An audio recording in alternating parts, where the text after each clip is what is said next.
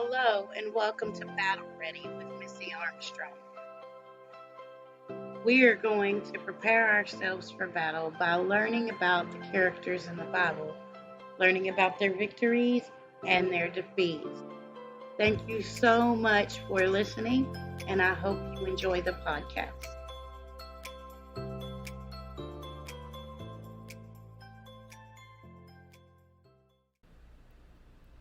Hello and welcome. My name is Missy Armstrong, and if it's your first time here, hi, we're so happy that you're listening, and we hope you get a lot out of the lesson today. If this is not your first time, welcome. Welcome, and we are so glad to have you here. We're about to start into the next portion of Joshua's life, and it's about to get super exciting. So, thank you for being here today, and we're going to jump right in there this morning at Joshua 2, Joshua chapter 2. Then Joshua, son of Nun, secretly sent 2 spies from Shittim. Go look over the land, he said, especially Jericho. So they went and they entered the house of a prostitute named Rahab and stayed there. The king of Jericho was told, some some Israelites have come here tonight to spy on the land. So the king of Jericho sent a message to Rahab, bring out the men who came to you and entered your house, because they have come to spy on our whole land.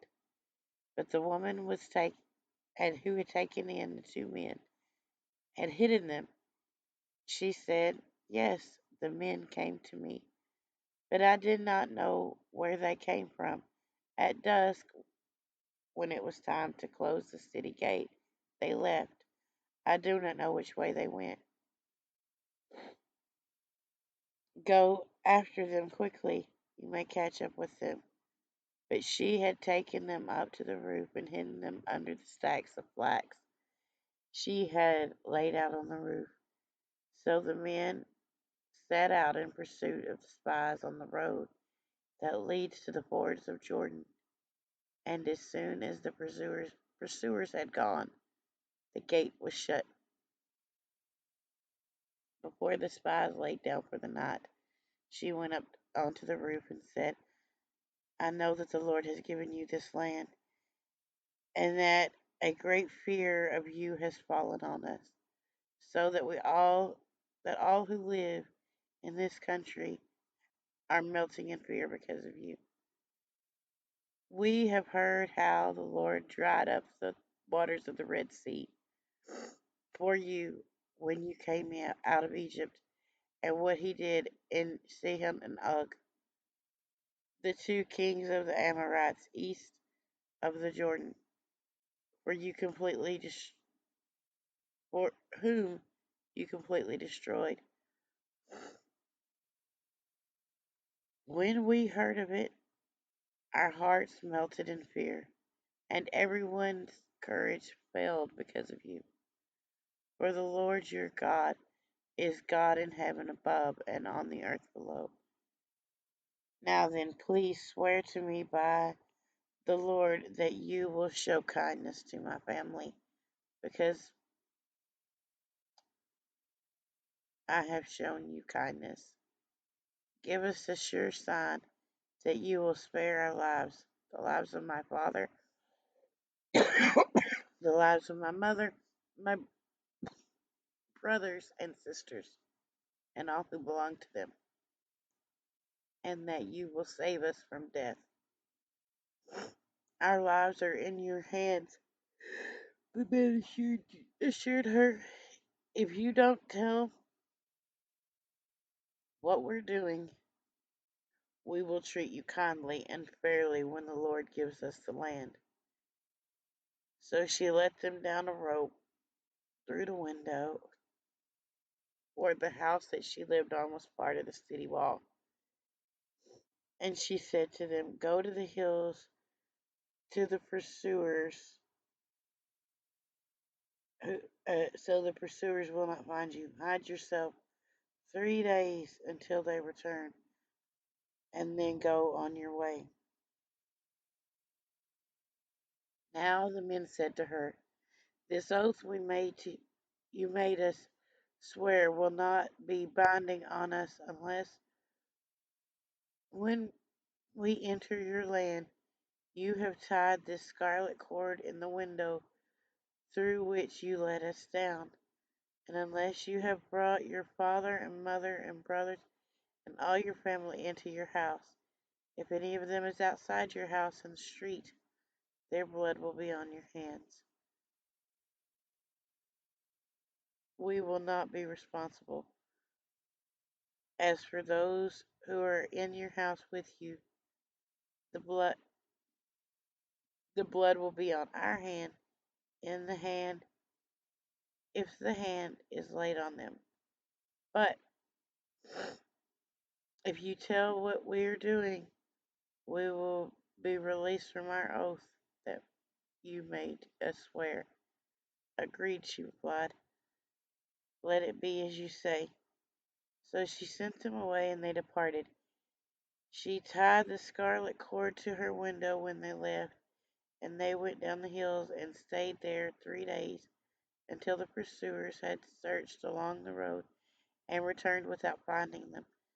Then the two men started back, and they went down the hills, forded the river, and came to Joshua the son of Nun, and told him everything that had happened to them.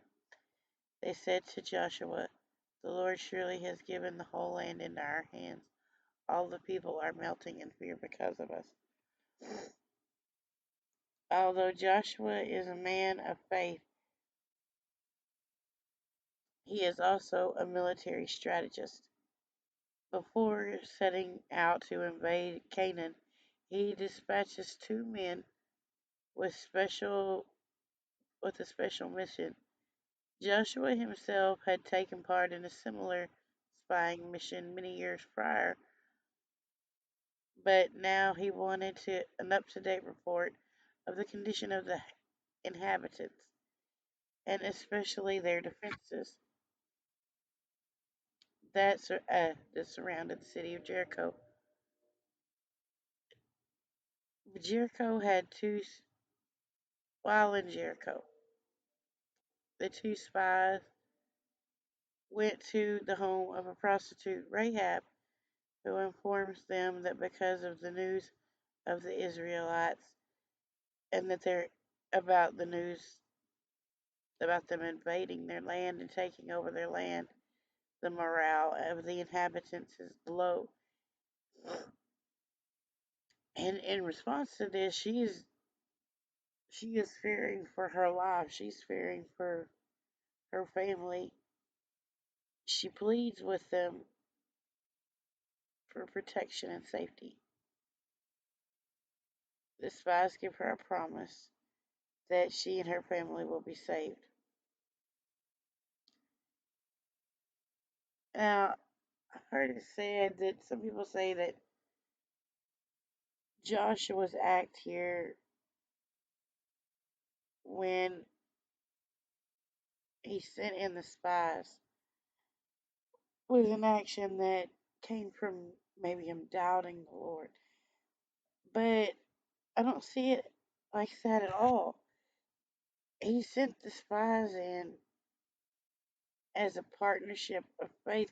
Moses sent the spies in previously when Joshua was that part of that group of spies. And Joshua and Caleb, they wanted to go ahead and take the land, but the others were a little bit shysty or a little bit scared about it. But I don't think it's doubt. I think he the sent his people in. It may have been under you know, a direct order from the Lord or direct direction where God had told him, "Hey, send two guys in there to check it out." I don't know Doesn't say that God told him to, but he does. He sends them in. It it's not excuse me. It's it's not doubt. I think it's a partnership or a like side by side with his faith. Faith, well, like I just said, is a partnership between us and God. We do the possible. He does the impossible, right? It's like it says in James 2:17. In the same way, faith by itself, if not accompanied by action instead. I'm not saying that you have to work for your salvation, not at all. I'm saying that's a free gift that God has given to us.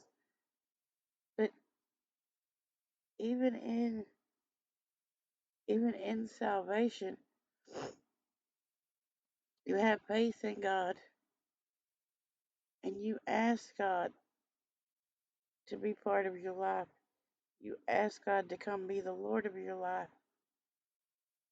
That's an action. You know, asking God is an action. It's a work, but it's not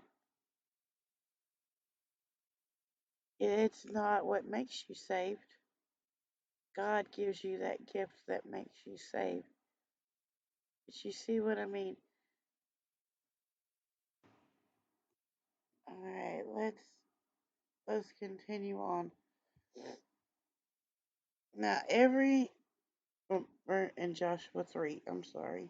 Early in the morning, all of the Israelites set out of Siddim and went to the Jordan, where they camped before crossing over.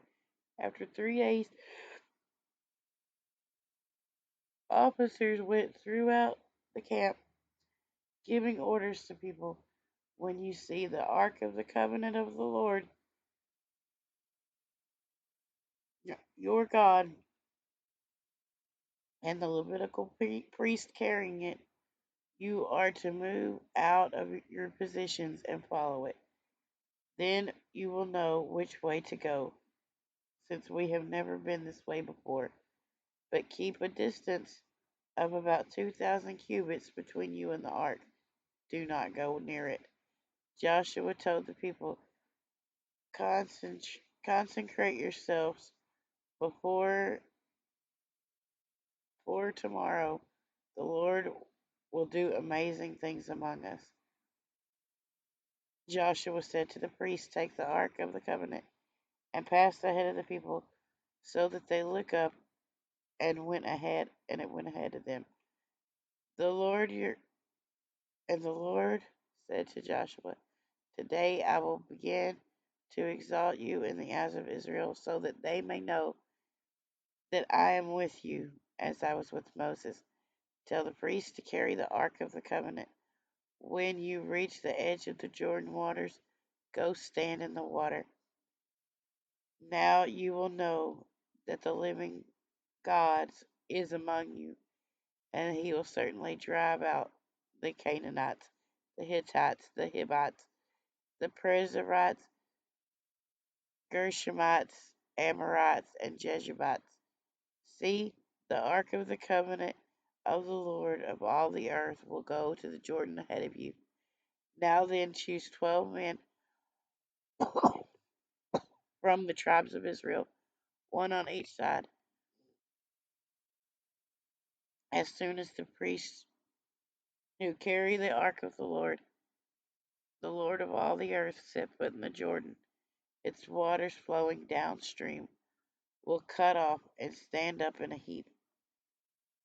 So when the people broke up camp to cross the Jordan, the priests carried the ark of the covenant and went ahead of them.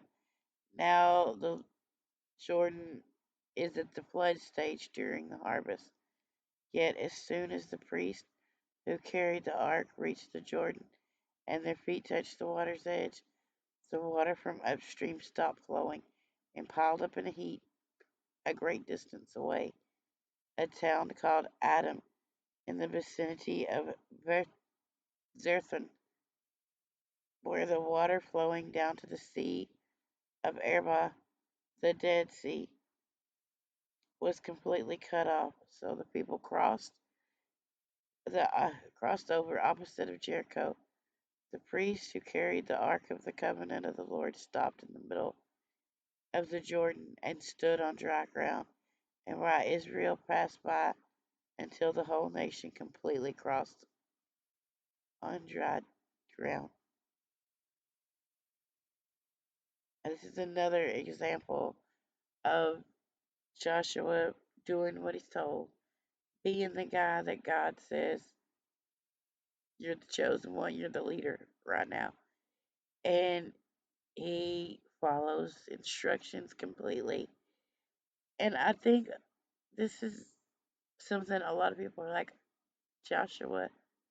Joshua didn't part the Red Sea. No, he didn't part the Red Sea. He parted the Jordan River. But a lot of people just remember, oh, Moses parted the Red Sea. And when you mention this section of actually Joshua parted the Jordan River during flood time,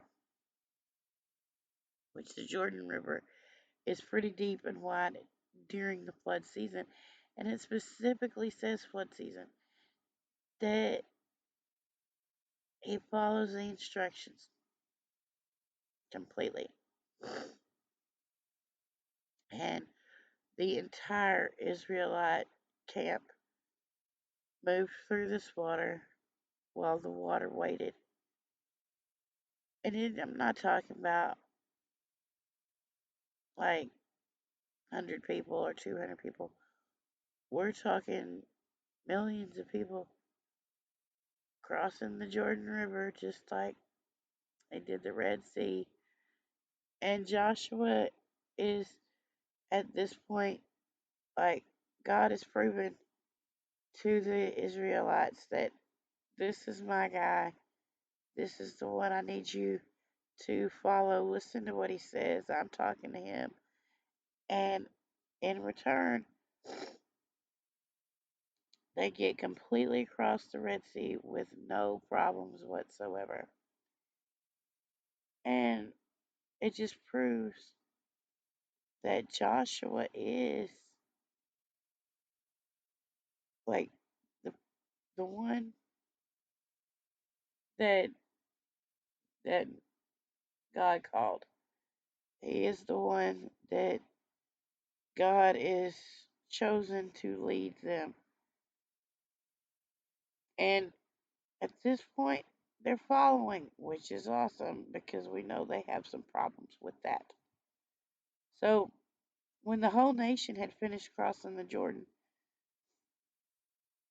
the Lord said to Joshua, choose 12 men from among the people, one from each tribe, and tell them to take up 12 stones from the middle of the Jordan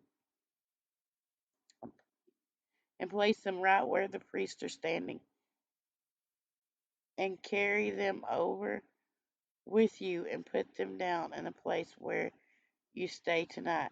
So Joshua called together 12 men and appointed them from the Israelites, one from each tribe.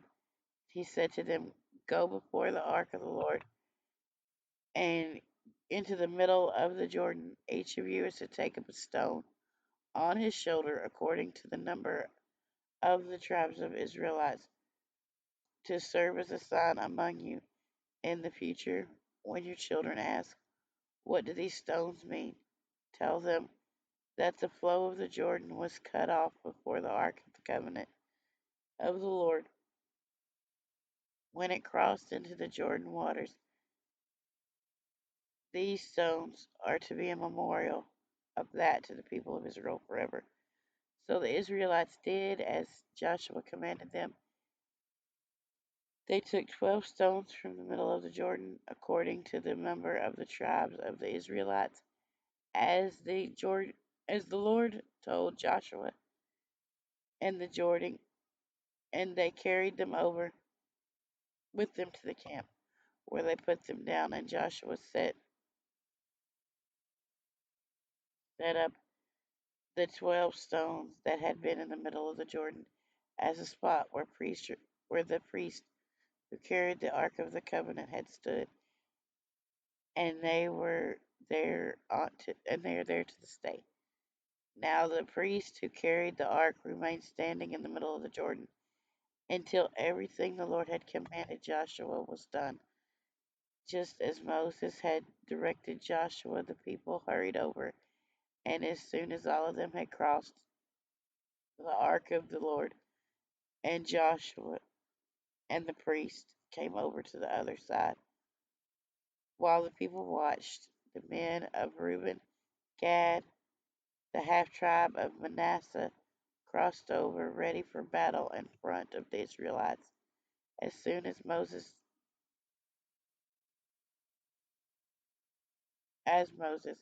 had directed them, about 40,000 armed for battle crossed over before the Lord into the plains of the Jericho for war. That that day of the Lord exalted Joshua in the sight of Israel, and they stood in awe of him and all of the days of his life, just as they stood in awe of Moses. Then he said, command your priests carrying the ark of the covenant and the law to come down out of the Jordan. And Joshua commanded the priests come out of the Jordan. And the priests came up out of the river, carrying the ark of the Lord. No sooner had they set foot on dry ground, the waters of the Jordan returned to their place and ran at flood stage as before. On the 10th day of the first month, the people went up into the Jordan and camped at Gilgal on the eastern border of Jericho. Oh, now Joshua took those took the stones and placed the stones that they had taken out of the Jordan. He said to the Israelites, in the future, when your dependents ask their parents, what do these stones mean? Tell them Israel crossed the Jordan River on dry ground. For the Lord your God dried up the Jordan, the Red Sea, just as he had done, the Red Sea, when he dried it up before until we had all crossed. He did this so that the people on earth might know that the hand of the Lord is powerful, and they might always fear the Lord your God. One of the greatest tests of Joshua's faith was crossing the Jordan. For 40 years, they wandered in the wilderness, and now they're finally arriving and about to be able to claim the land that's been promised to them, right? And then they come up and they arrive at the Jordan. And they arrived during flood time. Like 6 months earlier, during the dry season, crossing would have been like easy. It's it's very, very like shallow during that time. But God did it at his time to prove his hand is on Joshua. He is leading this group of people, right? They needed divine help. But to get that help, God gave them instructions, right? So this miracle proved that Joshua had the seal of God, like it demonstrated as well that the nation of Israel was God's people. And, you know, God told Joshua to take the stones and make a permanent reminder that God was faithful to bring them to this land. If the priests had waited for the waters to recede before stepping out, they would have never experienced the miracle. They had to get their feet wet. So, whatever you may be facing spiritually, right? Don't be afraid to get your feet wet. Whatever you may have facing in your life to be your Jordan River at this present moment, walk up to it. Like, get ready for it. Don't be afraid to step out.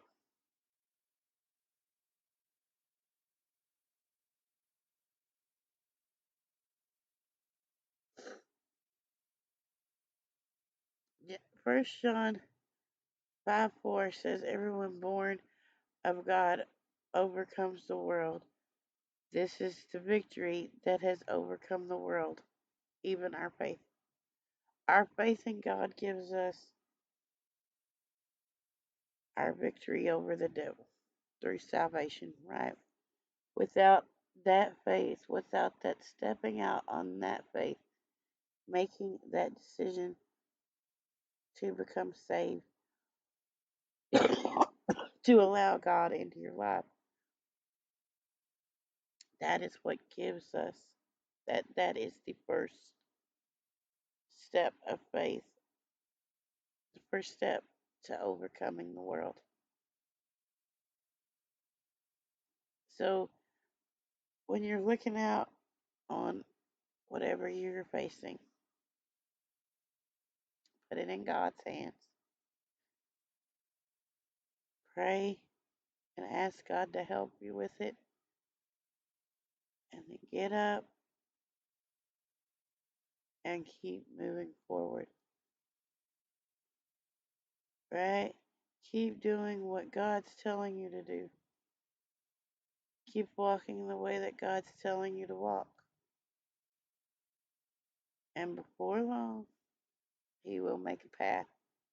He will make a way. You will see that path and things will start moving ahead.